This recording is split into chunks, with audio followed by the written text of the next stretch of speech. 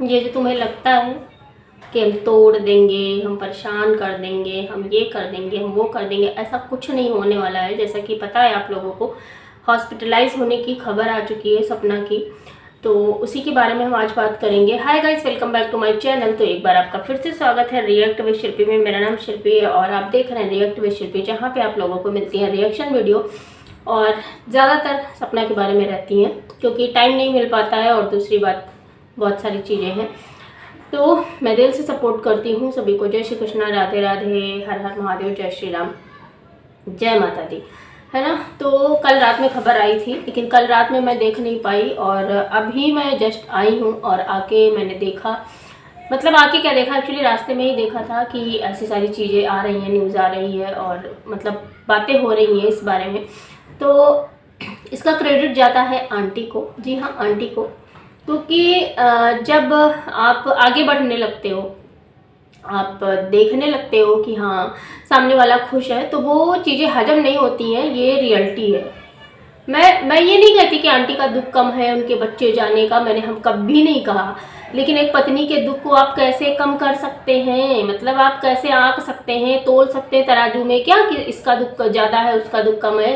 मतलब आंटी का दुख ज़्यादा है और सपना का दुख कम है। उसने भी अपनी पूरी ज़िंदगी खोई है और हमें तो ये नहीं समझ में आता जिस तरह से आंटी ने बात करी वो क्यों करी। मतलब एक तो पहली बात, 1 साल होने को आया है, आप तब से नहीं बोले, सपना मिलने गई थी तब नहीं बोले, कॉल करके बोला होता, उसी टाइम पे बोला होता, उसी टाइम पे ब्लॉग छाप दिया होता जैसे इस तरह का छापा है। उस टाइम पे तो चीज़ें सपना थी ही थोड़ा सा अलग वे में, है ना। अभी क्या है, अभी वो अलग वे में है, मतलब वो भगवान जी की ओर बढ़ रही है, वो पॉजिटिविटी के साथ ब्लॉग लेके आती है, वो कोशिश कर रही है अपनी लाइफ में आगे बढ़ने की और आपके उन 2 बच्चों की निशानियों को पालने की कोशिश कर रही है। आपको ये नहीं समझ में आता है। लोग, मैंने एक बार एक कमेंट आया था मेरी वीडियो पे कि लोग कहते हैं कि काश ऐसा होता कि मेरे बच्चे के कोई बच्चा होता तो कम से कम उन बच्चों को देखकर ही हम जी पाते। और आपको भगवान ने 2-2 अनमोल रत्न दिए हैं, आपकी पोतियों के रूप में, आपके बेटों के रूप में, लेकिन आप जो है ऐसा लग रहा है कि उनको भी छीनने पे तुले हुए हो। कि मतलब छीनने पे इन द सेंस कि सपना को कुछ हो जाएगा अगर, तो क्या सपना की बच्चियों की वो परवरिश हो पाएगी जो सपना के रहते हो सकती है? कौन करेगा? आप जिस तरह से आपने उनका हाथ छोड़ा है वो तो काबिले तारीफ है ना।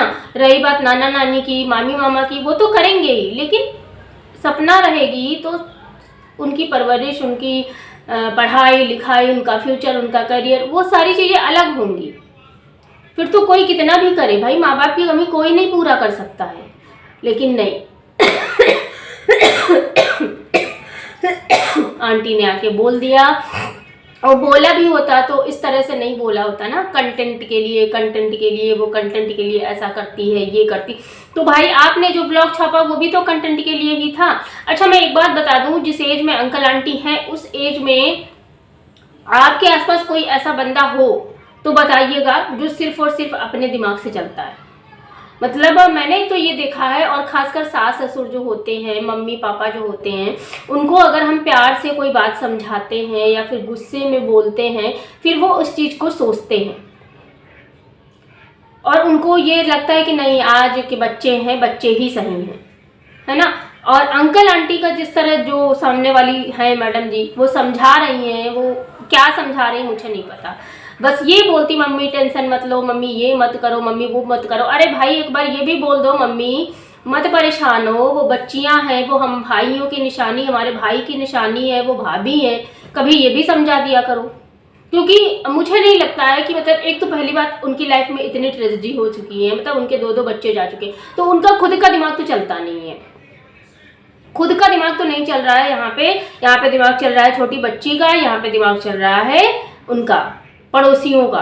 मतलब पड़ोसी भी इंक्लूड हुए जा रहे हैं आपकी बहू की बातें करने में, बहू की बुराई करने में आगे आ जाते हैं, रिश्तेदार आ जाते हैं, कोई भी मुंह उठा के चला आता है और आप उनको बोलने का राइट दे देते हैं।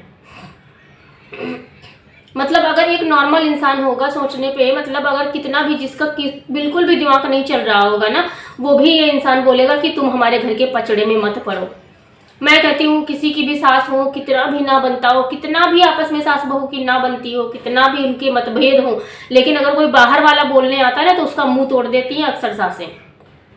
अक्सर ऐसा देखने को मिलता है कि तुम मत बोलो, हमारी कैसी है, क्या नहीं है, क्या नहीं है, क्या है क्या नहीं है, लेकिन तुम बोलने वाले होते कौन हो। ऐसा होता है, रियल लाइफ में ऐसा होता है, लोग ऐसा करते हैं। लेकिन अंकल आंटी का अलग ही चलता है। उनकी बहू को कोई बोल रहा है, बोलने दो, कुछ बोल रहा है, बोलने दो, कर रहा है, करने दो, उनकी बहू के साथ में गलत हो रहा है, होने दो। जबकि आप देख रहे हैं कि जितना लोग सपना से प्यार करते हैं उससे ज़्यादा तो नहीं कहेंगे, लेकिन उससे कम भी नहीं कहेंगे कि सपना को इतनी ज़्यादा हेट मिल रही है। और आंटी ने ये करके भैया बहुत ज़्यादा हेट दे दी, मतलब पूरी हेट उसी की तरफ डाइवर्ट कर दी। जो लोग दिमाग नहीं लगाएंगे, जो लोग ये नहीं जानेंगे कि आपने भी श्राद्ध करने की बात कही थी, आप भी श्राद्ध कर रहे हो, आपने भी पिछली बार श्राद्ध करने की बात कही थी, आपने भी पिछली बार श्राद्ध किया था, तो फिर लोग कंफ्यूज हो जाएंगे जिनको नहीं पता है। तो एकदम से एक नॉर्मल ब्लॉग चल रहा होता है, एकदम से रोना आ जाता है। मानते हैं मैं रोना आ जाता है, मानते हैं भाई रोना आ जाता है, लेकिन जब आप करो वो कंटेंट के लिए नहीं है। और सपना अगर कोई काम करे तो कंटेंट के लिए। अभी सपना बीमार हो गई तो वो कंटेंट के लिए बीमार हो गई। अभी सपना रोते हुए वीडियो बना दे तो वो कंटेंट के लिए बीमार हो गई। अभी सपना एनर्जी के साथ में आ जाए या फिर पॉजिटिव ब्लॉग्स के साथ में आ जाए या फिर पॉजिटिविटी के साथ में आ जाए तो फिर ये भी कंटेंट के लिए है कि हाँ अपने आप को अच्छा दिखाने की कोशिश कर रही है। चाहते क्या हो आप लोग। और रही बात इन सारे रिचुअल्स की, तो रिचुअल्स ना कन्वीनियंस के हिसाब से होते हैं। एक बात मैं बता दूं आपको, जहाँ पे कहीं कई जगह पे हमें जो है ये बोला जाता है कि यार ये मत खाओ, वो मत खाओ, ये मत करो, वो मत करो। और उन जगहों के बारे में सोचो, उन जगहों के बारे में सोचो जहाँ पे वो चीज़ें अवेलेबल नहीं है, नॉर्मल खाना अवेलेबल नहीं है, वो लोग मांस मच्छी खा के जीवन अपना बिता रहे हैं क्योंकि उनके पास ऑप्शन नहीं है।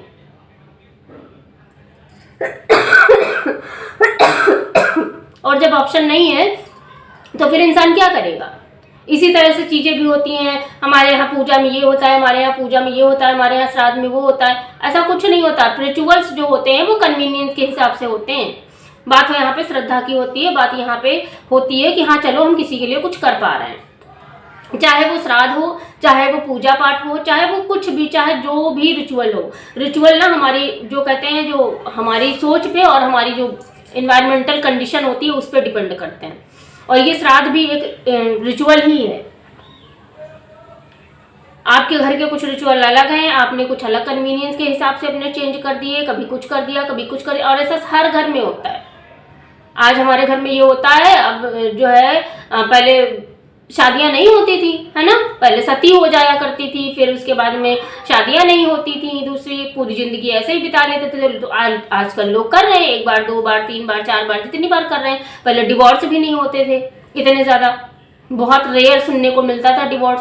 लेकिन क्या किया, हुई ना चीज़ें चेंज।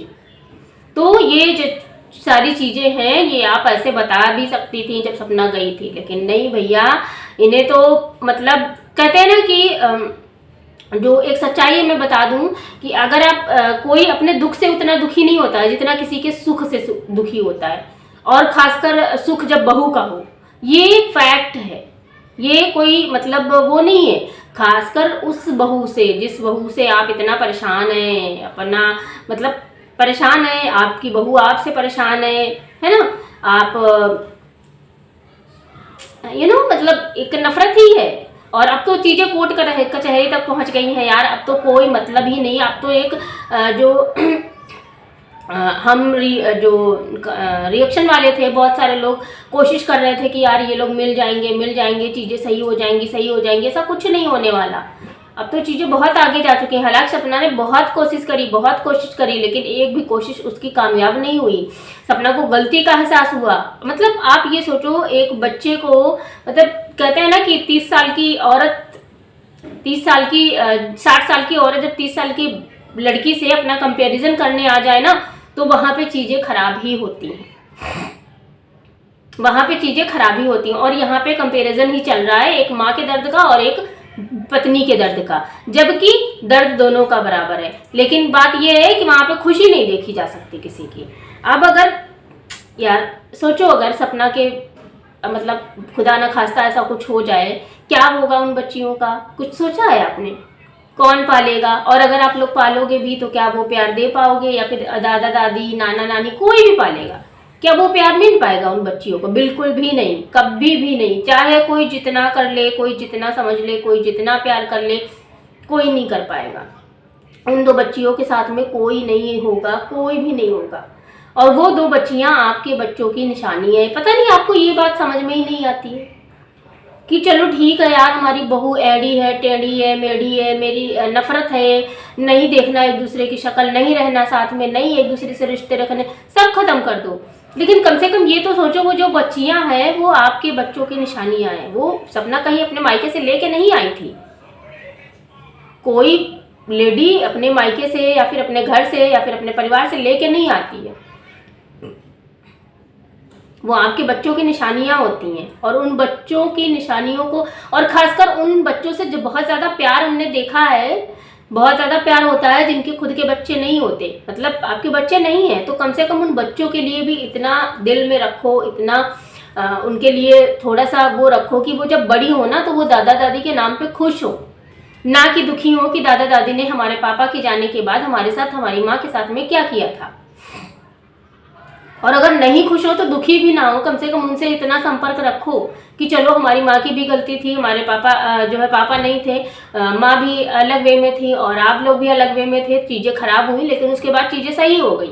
लेकिन नहीं भैया, आप लोगों को कोई भी समझाए, हम बहुत छोटे हैं आपसे, लेकिन तभी भी दुनिया, कहते हैं ना कि इंसान का जो है उम्र नहीं तय करती कि कब उसे क्या सीखना है, कब करना है, कितना कमाना है, क्या करना है। इंसान का जो लाइफ एक्सपीरियंस होता है वो बहुत बड़ा होता है। एज मैटर नहीं करती वहाँ पे एज बिल्कुल मैटर नहीं करती कि हाँ आपकी एज कितनी है और आपने कितना सीखा होगा। नहीं, कभी आपको 15 साल का बच्चा भी वो चीज़ सिखा के चला जाएगा जो 70 साल का बुढ़ा नहीं सिखा पाएगा। और इन सारी चीज़ों से सिर्फ और सिर्फ एक चीज़ हुई है कि सपना की बदनामी हुई है। वंस अगेन फिर से सपना स्ट्रेस में गई है, परेशान हुई है, उसकी तबीयत ऑलरेडी खराब थी और ये सारा वीडियो आ गया, फिर हो गए सोने पे सुहागा। मतलब लगता है कि यार अब नहीं बोलेंगे, अब नहीं बोलेंगे, अब नहीं करेंगे, अब नहीं करेंगे, ये फैमिली मैटर है या फिर ये सारी चीज़ें ठीक हो जाएं, होप सो हम लोग कुछ ना बोले तो चीज़ें ठीक हो जाए। लेकिन नहीं, ऐसा कुछ नहीं होने वाला। अब अगर सपना के साथ में ऐसी सारी चीज़ें हुई हैं तो उसकी क्या कंडीशन है किसी को कुछ नहीं पता। ना ही कोई अभी तक ब्लॉग आया, जब तक मैं वीडियो बना रही हूँ कोई ब्लॉग नहीं आया, कोई अपडेट नहीं आई। हाँ, सपना की शॉर्ट वीडियो जो है वो प्रमोशन वगैरह वाली जरूर आ रही थी, लेकिन प्रमोशन वगैरह का क्या है, प्रमोशन वगैरह की वीडियो तो हम हफ्ते भर की पहले की वीडियो भी डाल सकते हैं। हफ्ते भर 15 दिन जब भी शूट करके रखना होता है। ये नहीं है कि हमने अभी शूट किया और अभी अपलोड कर दिया, है ना। तो क्या कहना है आप लोगों का इनके बारे में? भाई कुछ समझ में नहीं आता इस फैमिली के बारे में। सच बताऊं ना तो बिल्कुल अब बोलने का मन नहीं करता है। हाँ, सपना के लिए दुख लगता है, तकलीफ लगती है और लगता है कि यार मतलब कितनी कितनी नफरत वो झेलेगी लड़की, कितनी नफरत झेलेगी, कितनी किस्मत उसकी खराब है जो उसकी लाइफ में, मतलब अगर वो खुद को इतना मतलब मजबूत बनाते हुए आगे बढ़ना भी चाहते ना तो लोग बढ़ने नहीं देते। और इस बार वही काम सासू अम्मा ने कर दिया। मैं तो क्लियर बोलती हूँ, वही काम सासू अम्मा ने कर दिया। ऑलरेडी लोग उसको इतना नफरत करते हैं, ऑलरेडी लोग उसको इतना ज़्यादा हेट करते हैं।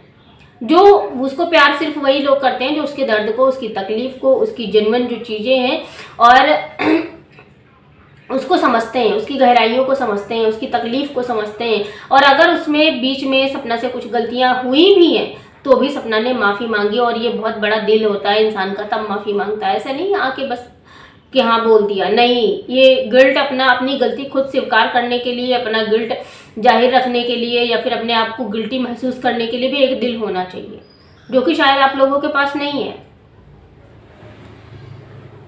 मतलब कभी कभी लगता है कि क्या बोलूं उनके लिए। फिलहाल के लिए आज का रिएक्शन हम यहीं पे वाइंड अप करते हैं। कोई अपडेट आती है सपना की तो बिल्कुल बात करेंगे। फिलहाल के लिए bye bye, take care, thanks for watching. जय श्री राम, राधे राधे।